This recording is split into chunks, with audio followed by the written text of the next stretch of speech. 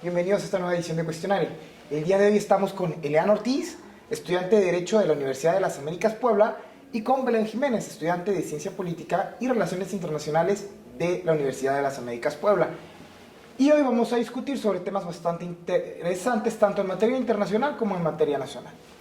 Un tema que a mí me llama mucho la atención, yo creo que es muy importante y muy interesante para tomar en cuenta, es el tema de Israel y Sudáfrica, que se están agarrando a golpes en la Corte Internacional de Justicia. Ante esto, como internacionalista también tengo que reconocer que solemos hacernos bolas bastante. Y es que son dos, la Corte Internacional de Justicia y la Corte Penal Internacional. ¿Y cuál es la diferencia? Como nosotros sabemos, Israel es el megafunado de la Corte Penal Internacional.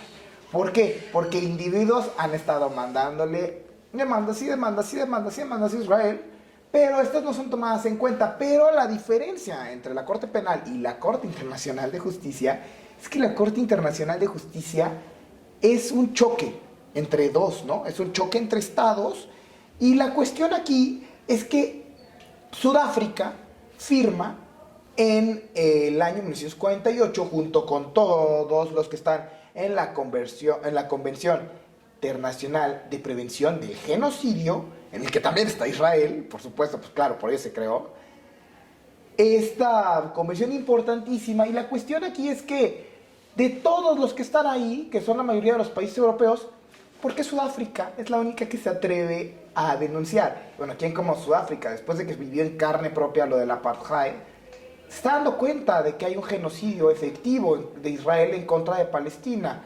Y aquí es donde comienza el debate. Palestina, Hamas, Fatah, Amal. ¿Qué es lo que nos preocupa a nosotros como internacionalistas? Si te doy la palabra, Belén, ¿qué es lo que piensas sobre esto? Sí, claro.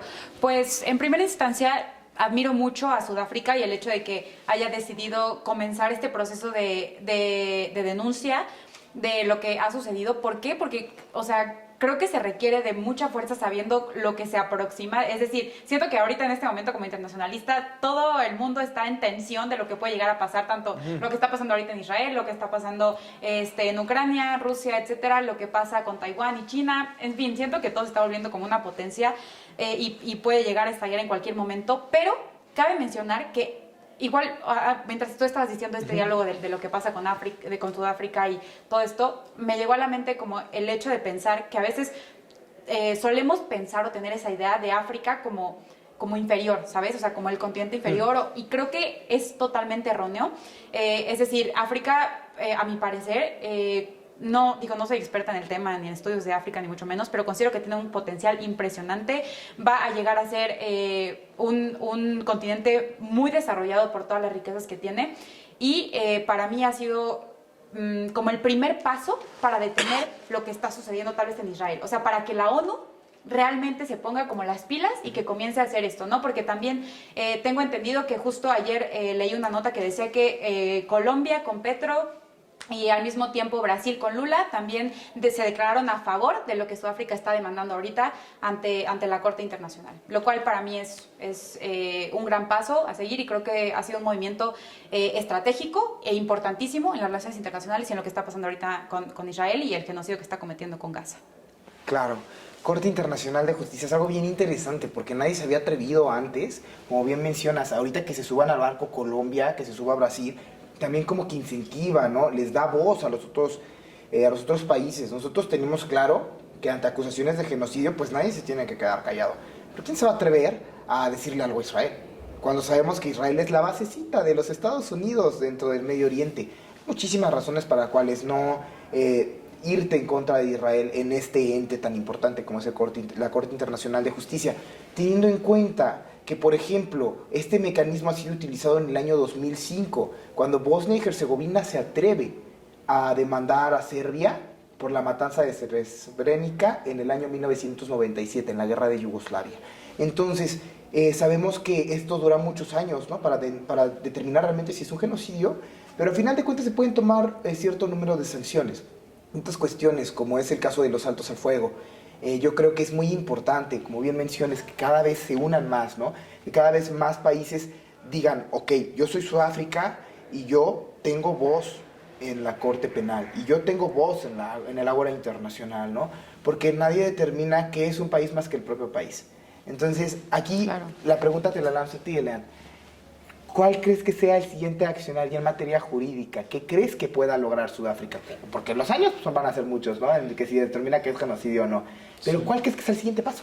Pues, a final de cuentas, tú no me dejarás mentir, el punto de la colaboración internacional, ¿no? Es prevenir este tipo de hechos, ¿no? O sea, sin la necesidad de la sentencia de si es genocidio o no es genocidio, un hecho innegable es que hay violencia y que nuestro sistema internacional está fallando, ¿no? Porque a fin de cuentas la población es la que está sufriendo, no son los estados, no son los altos mandos, es la población, ¿no? Entonces, me gustaría ver que se unan más voces, ¿no? Y que se prevenga este tipo de eventos, ¿no? O sea, que la Franja de Gaza sufra tanta violencia, ¿no? Que el sudeste de África, ¿no?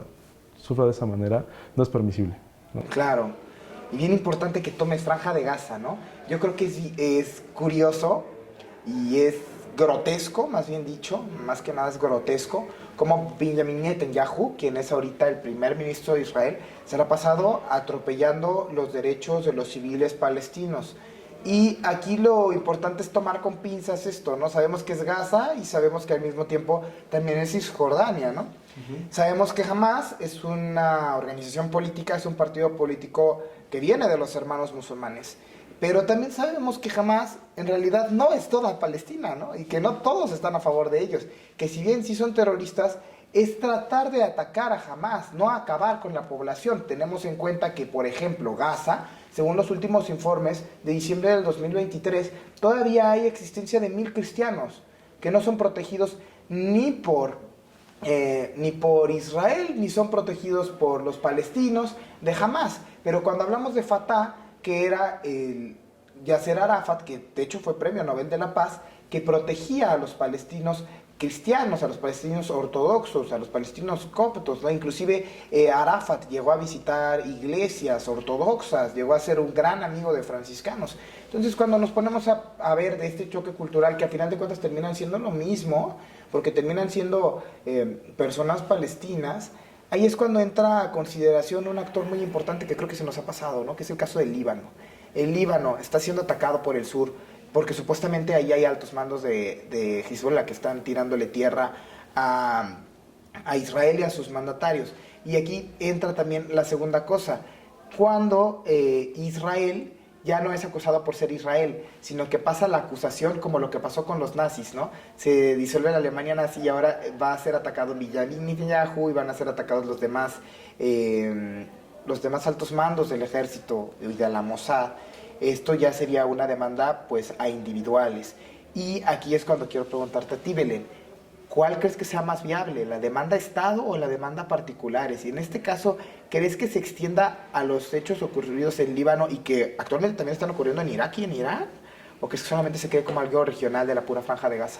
Claro, pues en este caso yo considero que por las tensiones que ya existen en este momento y sobre todo como por esta distinción que haces entre el conflicto que está en una misma zona pero que son diferentes conflictos, ya sea por religión, interés, política, lo que sea, considero que ya le concierne más al Estado el reaccionar, ¿sabes? Y por ejemplo también mencionabas, por ejemplo, el caso de Hamas como un grupo terrorista, etcétera. Para mí se me hace importantísimo cómo los medios cambian esta información de lo que es, porque recién cuando estaba pasando el ataque, recuerdo que la primera semana cuando pasó, empiezas a investigar en medios no solamente occidentales, sino también en medios orientales, porque pues intentas obtener información de allá para que sea más verídica. Te encuentras con Grupo Hamas como protector de Palestina, o sea, o como, creo que decía... No recuerdo bien la palabra que decía la nota que leí, pero decía que estaba protegiendo a Palestina de Israel, ¿no? Cuando en realidad no lo pintan como lo que es, un grupo terrorista, lo cual para mí es indispensable el que los medios de comunicación informen con información verídica en primera instancia. Y como tercer punto sí quería tocar esto que mencionas sobre cómo se debe defender, además del Estado de Derecho, o sea, cómo se debe defender ya a la población. O sea, ya ni siquiera, aquí en este caso, para mí, las Naciones Unidas tienen que poner cartas en el asunto, un corredor humanitario, diferentes tipos de acciones, de realmente accionar para detener eso, porque es un genocidio que tal vez no sea calificado como tal oficialmente, pero lo es. Y de hecho igual me vino a la mente esta frase que dijo Nelson Mandela desde hace poco más de 3 décadas, de que para Sudáfrica es importantísimo que para que ellos se puedan sentir libres, los palestinos tienen que estar libres también. Entonces, y esta frase la retoma actualmente el presidente sudafricano, quien hizo la demanda, la denuncia, lo cual pues vaya, va entrelazado, y para mí se me hace importantísimo resaltar y estar remarcando esta cuestión de la importancia que tiene cada estado y de la atención de conflictos que hay, ¿no? Claro, entre sur global y yo creo que entre hermanos que comparten muchas cosas, ¿no? Comparten pues, esta parte del sur global, la cuestión de Palestina, que es un pueblo que está siendo masacrado por razones étnicas. Podemos acordarnos de los armenios también, cuando fueron masacrados por Turquía. Pues todos ellos comparten esta inclinación de querer ser más, ¿no? De querer, más bien dicho, de querer ser libres en su propio territorio. Y para terminar, y un poco de chisme, la cuestión, ¿cómo ves que se han metido al ring Alemania y Namibia? Me da mucha risa. De hecho, yo me enteré justamente por toda la farándula que se hace a raíz de la comparecencia de Alemania ante la Corte Internacional a favor de Israel. Me sorprende bastante. Creo que Alemania tiene que tomar en cuenta la deuda histórica que tiene, ¿no? Debe de generar conciencia. Lo que uno esperaría que para este momento de la historia ya tendría, ¿no? Al final de cuentas está apoyando un Estado constituido de manera ilegal, que está violentando el sistema normativo internacional, ¿no? Lo que hace en la Franja de Gaza, lo que hace en Namibia, al final de cuentas es violentar la soberanía de otros estados, violentar territorios, así como lo hizo desde su constitución, ¿no? Al final de cuentas se constituye a través de un tratado internacional ilegal con Estados Unidos, ¿no? Porque ese mismo tratado de seguridad violentaba la soberanía de Palestina, un estado reconocido y constituido conforme al sistema internacional, ¿no?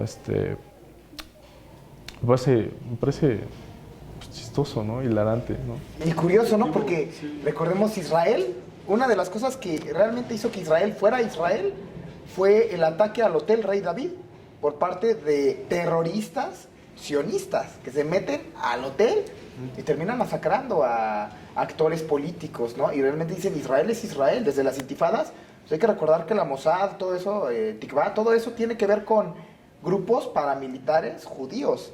Y ahora se están quejando de que hay grupos paramilitares palestinos. Y la cuestión de Alemania, yo creo que es gracioso, porque Alemania, como bien mencionas, tiene una deuda histórica, pero al mismo tiempo, como que yo siento que debería mejor de no decir nada, porque quiere proteger a Israel por la deuda histórica, pero le salió el tiro por la culata, porque ahora ya no es proteger a Israel, Sí, claro. es proteger al genocidio. Entonces, yo creo que Alemania debería mejor de quedarse comiendo queso. Y igual, anexo a eso, o sea, creo que es irónico que lo esté haciendo, porque justo, o sea, hablando de la tensión que existe actualmente y que además, en cuanto habla Alemania, se mete a eso, comienza miles de periodistas y sobre todo de sudafricanos ahí hablando, veo TikToks nada más quejándose y todo, y tensionando más la situación. Sale Lula a hablar diciendo, nosotros vamos a defender a Sudáfrica, o sea, estamos de acuerdo con la denuncia que se ha hecho, y de repente sale Petro de Colombia diciendo, ¿sabes qué? Nosotros estamos con Sudáfrica y vamos a continuar, o sea, el proceso en caso de que se siga, y etcétera. Entonces es como tensionar más, y que Alemania se eche como esos enemigos encima cuando justo no tiene fundamentos para hacerlo. Creo Claro. que es irónico y simplemente va a tensionar más la situación. O sea, realmente sí se hubiera quedado callado. Sí, no, pues Alemania no debería hacer nada. Además Israel, ¿no? Que Sykes-Picot, o sea, tratados de Balfour, tantas cosas que Israel hizo para mantenerse como Israel, para ser Israel. Yo creo que debería de tratar de llevar la fiesta en paz. Y Alemania, pues es el amigo golpeador. Entonces, pues, mejor que ni diga nada cuando se hable de golpes. Pero bueno, hasta aquí esta parte, esta célula de cuestionar. Espero que les haya agradado mucho. La verdad es que es un tema bastante amplio, pero pues aquí vimos nosotros de todo para que ustedes puedan entenderlo un poco más y estén un poquito más al tanto de qué es lo que sucede en el ring de la Corte Penal Internacional. Nos vemos hasta la próxima. Bye.